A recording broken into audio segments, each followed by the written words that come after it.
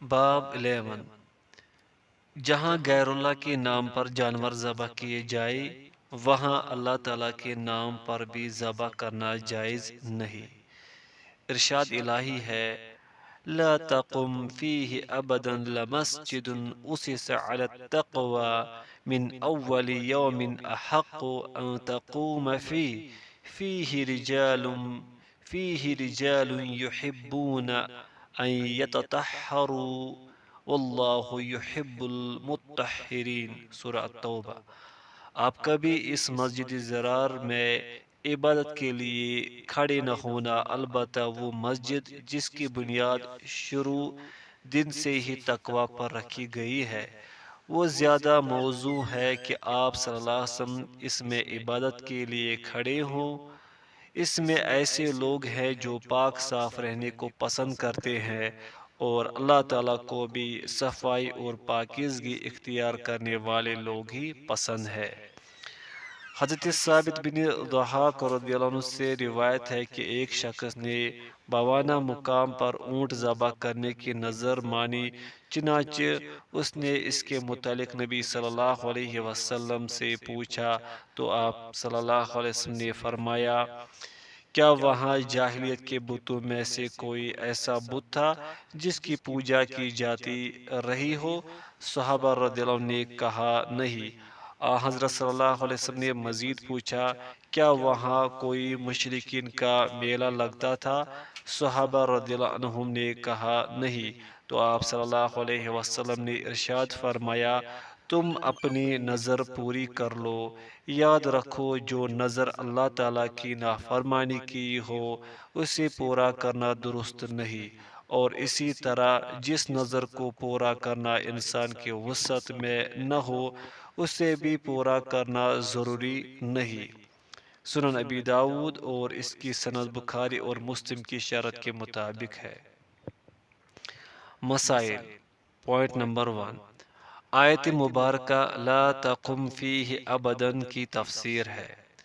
Point 2، اللہ تعالیٰ کی اطاعت و معصیت بعض اوقات زمین پر بھی اثر انداز ہوتی ہے۔ پوائنٹ 3، کسی مشکل مسئلہ کو سمجھانے کے لیے واضح مسئلہ پیش کرنا چاہیے تاکہ کوئی اشکال باقی نہ رہے۔ پوائنٹ 4، بوقت ضرورت مفتی سائل سے تفصیلات اور وضاحتیں طلب کر سکتا ہے۔ پوائنٹ 5، اس سے یہ بھی معلوم ہوا کہ کسی خاص مقام کو منت اور نظر ماننے کے لیے مخصوص کرنے میں کوئی قباحت نہیں، بشرطے کہ اس میں کوئی شرعی رکاوٹ نہ ہو۔ پوائنٹ 6، جس مقام پر دور جاہلیت میں کوئی وثن بت رہا ہو وہاں نظر پوری کرنا منع ہے، خواہ اب اسے وہاں سے ختم کر دیا گیا ہو۔ پوائنٹ 7، کسی ایسی جگہ پر بھی نظر پوری نہیں کی جا سکتی جہاں مشرکین کا کوئی میلہ یا تہوار منایا جاتا رہا ہو، اگرچہ اب وہ سلسلہ بند ہی ہو چکا ہو۔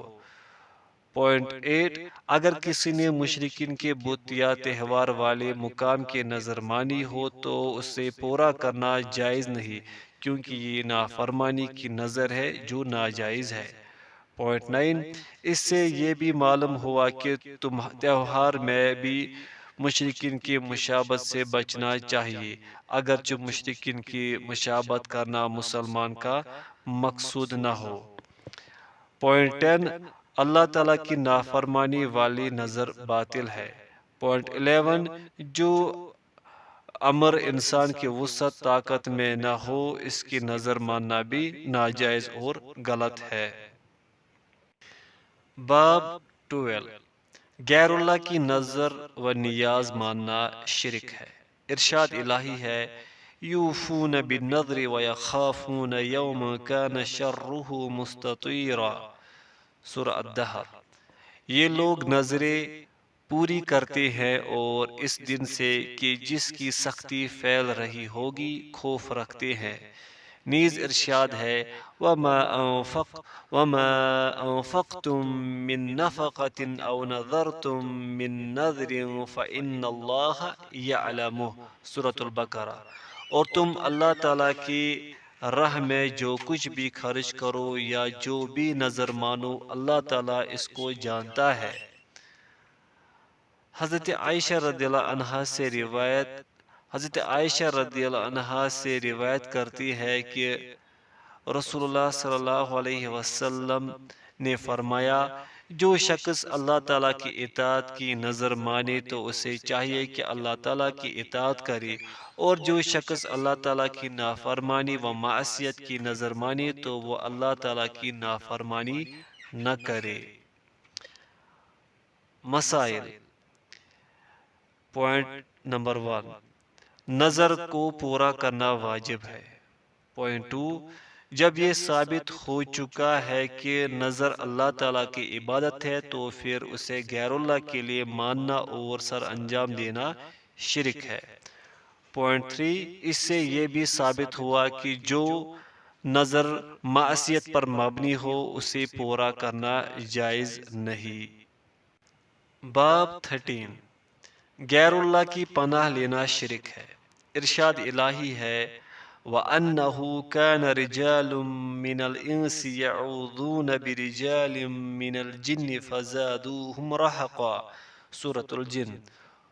اور یہ کہ بعض لوگ جنات کی پناہ پکڑا کرتے تھے تو اس طرح ان کی سرکشی اور بڑھ گئی تھی۔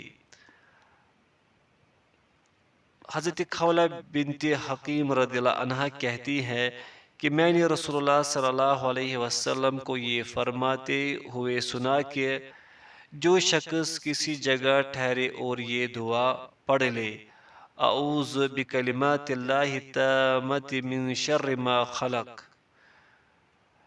میں اللہ تعالیٰ کی مخلوق کی شر سے اللہ تعالیٰ کی مکمل کلمات کی پناہ مانگتا ہوں، تو اس کے وہاں سے روانہ ہونے تک اسے کوئی چیز ضرر نہ پہنچا سکے گی۔ رواہ مسلم۔ مسائل۔ پوائنٹ 1، سورہ جن کی آیت کی تفسیر، جس میں ہے کہ بعض لوگ جنوں کی پناہ پکڑتے تھے۔ پوائنٹ 2، اس سے یہ بھی ثابت ہوا کہ غیر اللہ کی پناہ لینا شرک ہے۔ پوائنٹ 3، اس مسئلہ پر مذکورہ بالا حدیث سے استدلال کیا جاتا ہے کیونکہ اس سے علماء نے یہ دلیل اخذ کی ہے کہ اللہ تعالیٰ کی کلمات مخلوق نہیں۔ اگر یہ کلمات اللہ کے مخلوق ہوتے تو رسول اکرم صلی اللہ علیہ وسلم ان سے پناہ طلب نہ کرتے، کیونکہ مخلوق سے پناہ مانگنا شرک ہے۔ پوائنٹ 4، اس سے اس دعا کی فضیلت بھی ثابت ہوتی ہے، اگرچہ یہ ایک مختصر سی دعا ہے۔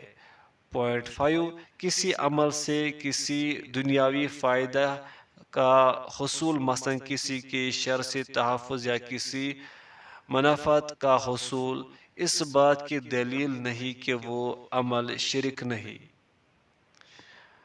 بلکہ عین ممکن ہے کہ جس عمل سے وہ فائدہ حاصل ہوا وہ شرک ہو۔ مترجم۔ باب 14، غیر اللہ سے فریاد کرنا یا انہیں پکارنا شرک ہے۔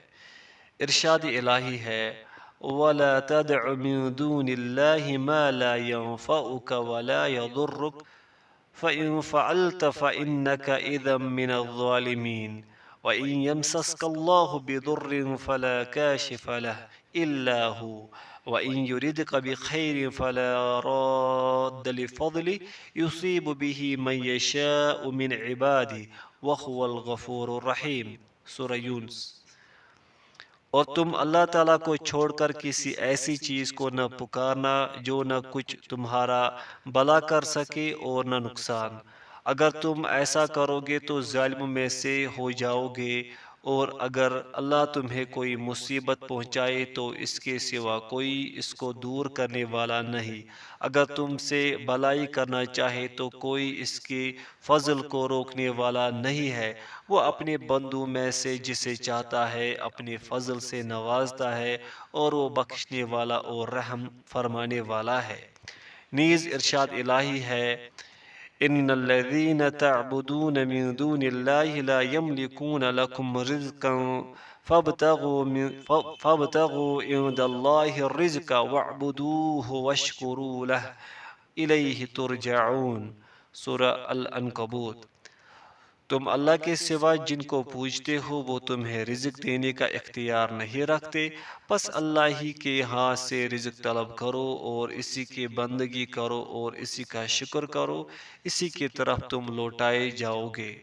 اور فرمایا وَمَنْ أَضَلُّ مِمَّنْ يَدْعُو مِن دُونِ اللَّهِ مَنْ لَا يَسْتَجِيبُ لَهُ إِلَّا يَوْمِ الْقِيَامَةِ وَهُمْ عَنْ دُعَائِهِمْ غَافِلُونَ وَإِذَا حُشِرَ النَّاسُ كَانُوا لَهُمْ أَعْدَاءَ وَكَانُوا بِعِبَادَتِهِمْ كَافِرِينَ، سورة الأحقاف۔ اور اس شخص سے بڑا گمراہ کون ہو سکتا ہے جو اللہ کو چھوڑ کر ان کو پکارے جو قیامت تک اسے جواب نہیں دے سکتے، اور وہ ان کی پکار سے غافل و بے خبر ہیں۔ اور قیامت کو جب تمام انسان جمع کیے جائیں گے تو اس وقت وہ ان پکارنے والوں کے دشمن ہوں گے اور ان کی پرستش سے انکار کریں گے۔ نیز فرمایا أَمَّنْ يُجِيبُ الْمُضْطَرَ إِذَا دَعَاهُ وَيَكْشِفُ السُّوءَ وَيَجْعَلُكُمْ خُلَفَاءَ الْأَرْضِ أَإِلَٰهٌ مَّعَ اللَّهِ قَلِيلًا مَا تَذَكَّرُونَ، سورة النمل۔ جب کوئی بے قرار فریاد کرے تو کون ہے جو اس کی پکار اور فریاد کو سنے؟ کون اس کی تکلیف دور کرتا ہے؟ اور کون ہے جو تمہیں زمین کا خلیفہ بناتا ہے؟ یہ سب کچھ اللہ کرتا ہے، تو کیا اللہ کے ساتھ کوئی اور معبود ہے؟ تم لوگ کم ہی سوچتے ہو۔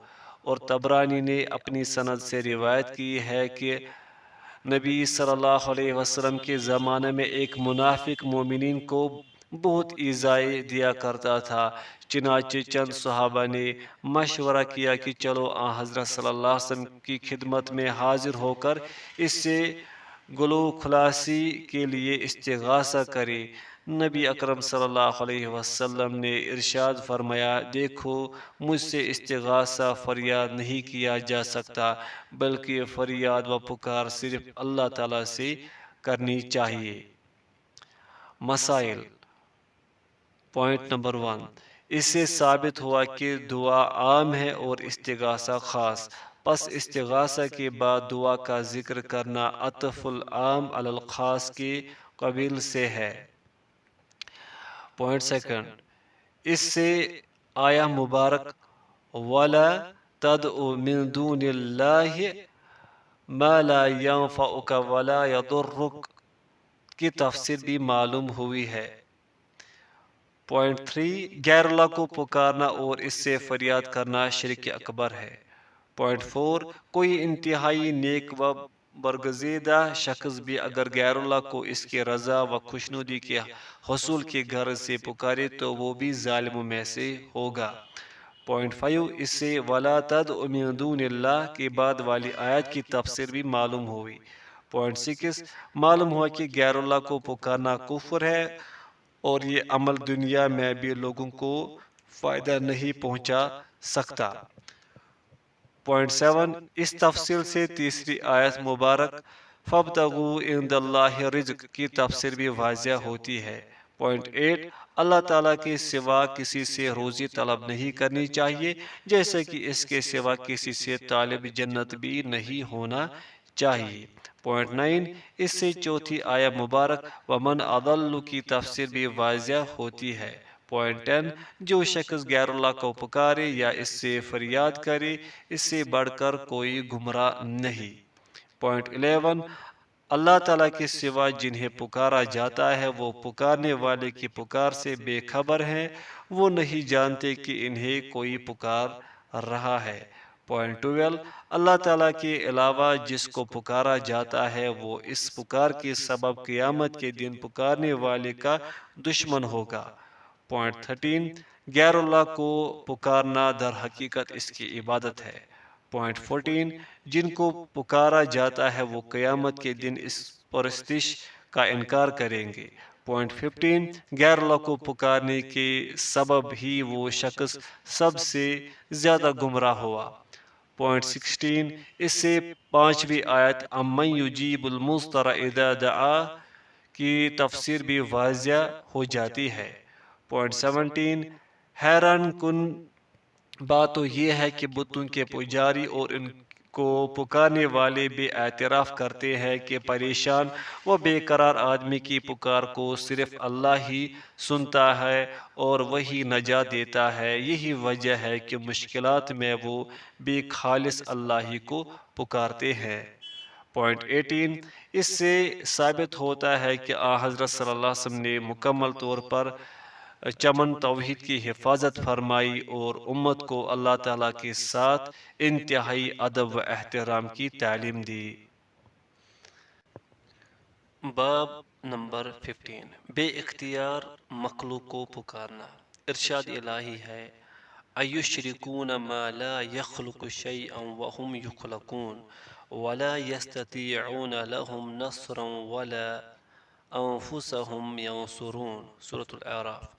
کیا وہ ایسوں کو اللہ تعالیٰ کا شریک بناتے ہیں جو کچھ بھی پیدا نہیں کر سکتے، کیونکہ وہ خود پیدا کیے جاتے ہیں اور نہ ان کی مدد کی طاقت رکھتے ہیں اور نہ اپنی ہی مدد کر سکتے ہیں۔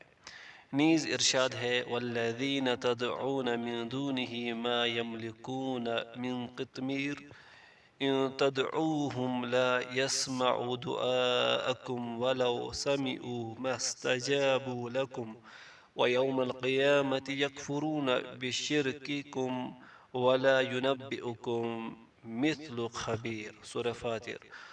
اور اللہ کو چھوڑ کر جن کو تم پکارتے ہو وہ ایک کھجور کی گٹھلی کے چھلکے کے برابر بھی مالک نہیں ہے۔ تم اگر ان کو پکارو تو وہ تمہاری پکار نہیں سنتے، اور اگر سن بھی لے تو تمہیں کوئی جواب نہیں دے سکتے، اور بروز قیامت وہ تمہارے شرک کا انکار کر دیں گے، اور اللہ خبیر کی طرح تمہیں کوئی خبر نہیں دے سکتا۔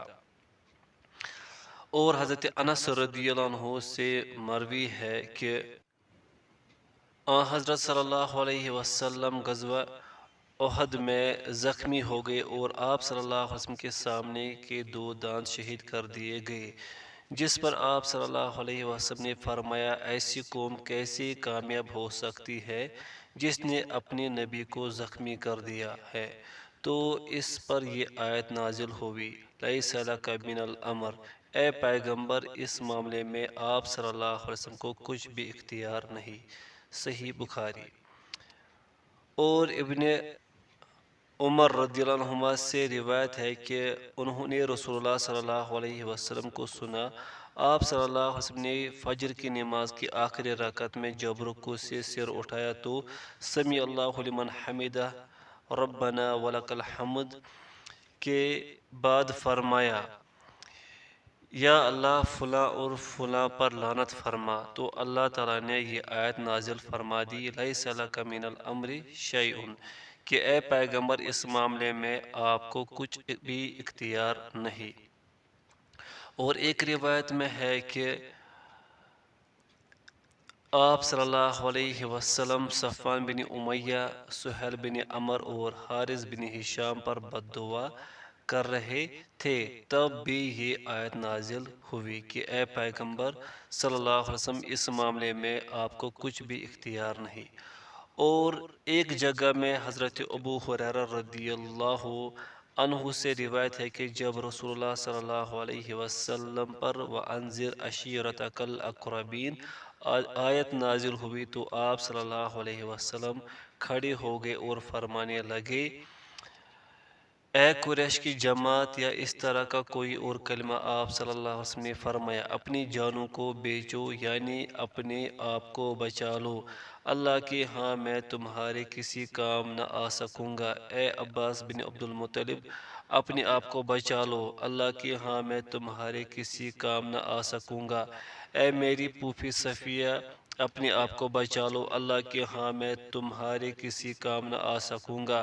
اے میری بیٹی فاطمہ، میرے مال سے جو چاہو مانگ لو، لیکن اللہ کی ہاں میں تمہارے کسی کام نہ آ سکوں گا۔ مسائل۔ پوائنٹ نمبر 1، دونوں آیتوں کی تفسیر ہے جن میں مخلوق کو پکارنے سے منع کیا گیا ہے۔ پوائنٹ 2، جنگ احد کا مختصر سا تذکرہ ہے۔ پوائنٹ تھرڈ، سید المرسلین صلی اللہ علیہ وسلم کا نماز میں قنوت نازلہ پڑھنا اور آپ صلی اللہ علیہ وسلم کے پیچھے صحابہ رضی اللہ عنہم کا آمین کہنا ثابت ہوتا ہے۔ پوائنٹ فورتھ، جن کے لیے بد دعا کی گئی وہ کھلے کافر تھے۔ پوائنٹ ففتھ، ان لوگوں نے حضرت صلی اللہ علیہ وسلم کے ساتھ بدسلوکی کی کہ ایسے کام سر انجام دیے جن کے کرنے سے دیگر کفار بھی قاصر رہے، مثلا ان کا اپنے نبی کو زخمی کرنا اور ان کے قتل کے درپے ہونا اور مسلمان شہداء کا مسئلہ کرنا، حالانکہ وہ شہداء ان کفار کے امزاد بھی تھے۔ پوائنٹ سکس، ان کفار کی اس بدسلوکی اور حضرت صلی اللہ علیہ وسلم کی بد دعا کے موقع پر اللہ تعالیٰ نے درج ذیل آیت لیس لک من الامر شیء نازل فرمائی۔ پوائنٹ سیونتھ، اللہ تعالیٰ کا یہ فرمان او یتوب علیہم او یعذبہم کہ اللہ تعالیٰ ان کفار کو معافی دے دے گا یا انہیں عذاب دے گا، چنانچہ اللہ نے انہیں معافی دی اور وہ ایمان لے آئے۔ پوائنٹ ایٹھ، اس سے نزول حوادث کے موقع پر قنوت نازلہ پڑھنے کا ثبوت بھی ملتا ہے۔ پوائنٹ نائنتھ، جن لوگوں پر بد دعا کی جائے ان کے اور ان کے آباء و اجداد کے نام نماز میں لینا جائز ہے۔ پوائنٹ ٹینتھ، قنوت نازلہ میں کسی متعین شخص کا نام لے کر اس پر لعنت کرنا جائز ہے۔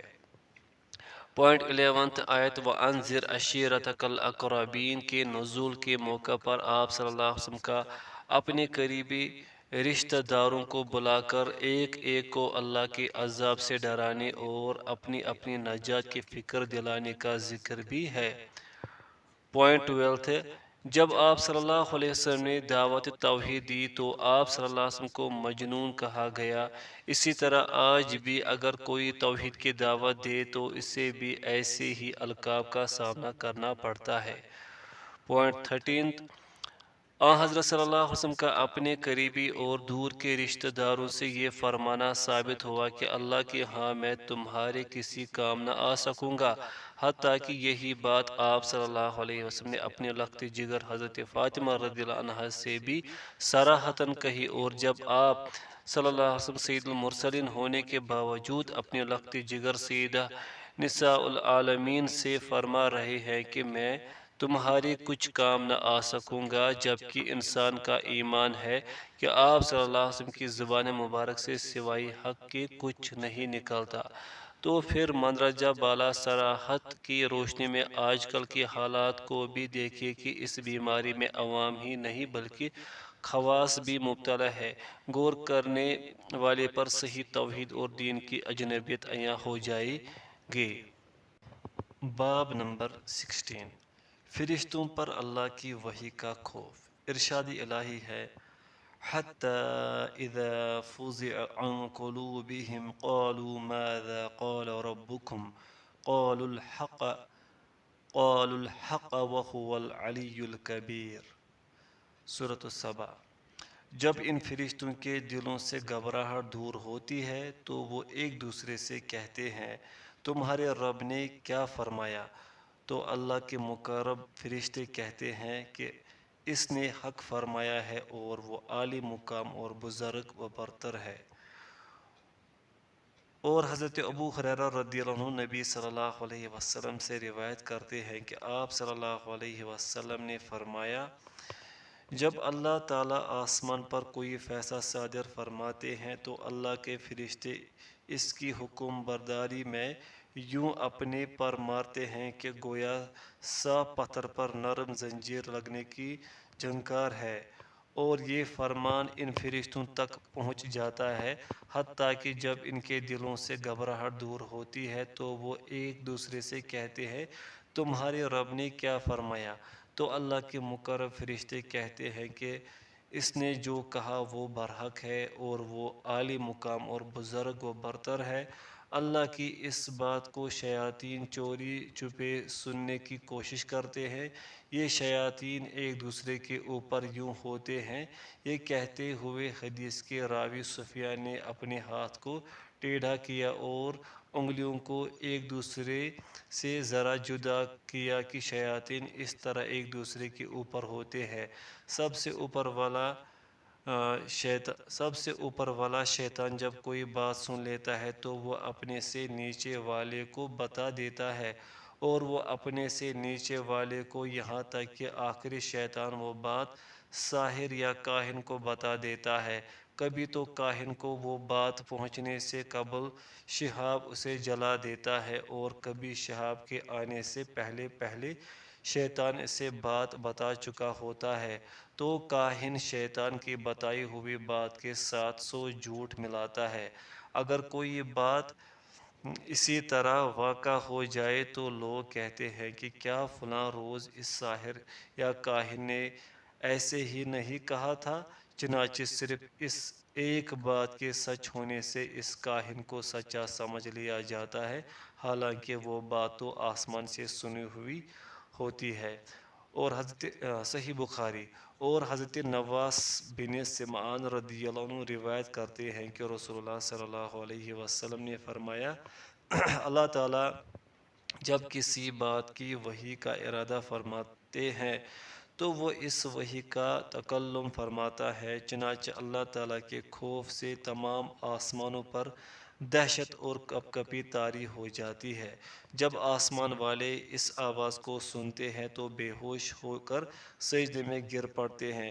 سب سے پہلے حضرت جبرائیل علیہ السلام سر اٹھاتے ہیں۔ اللہ تعالیٰ اپنے وحی میں سے جو چاہتا ہے ان سے گفتگو فرماتا ہے۔ پھر جبرائیل ملائکہ کے پاس سے گزرتے ہیں تو وہ پوچھتے ہیں، اے جبرائیل، ہمارے رب نے کیا ارشاد فرمایا؟ تو جبرائیل علیہ السلام کہتے ہیں، اس نے حق فرمایا ہے، اور وہ عالی مقام اور بزرگ و برتر ہے۔ پھر تمام فرشتے بھی یہی الفاظ پکارتے ہیں۔ پھر جبرائیل علیہ السلام اس وحی کو جہاں اللہ عز و جل کا حکم ہوتا ہے پہنچا دیتے ہیں۔ ابن ابی حاتم بحوالہ تفسیر ابن کثیر۔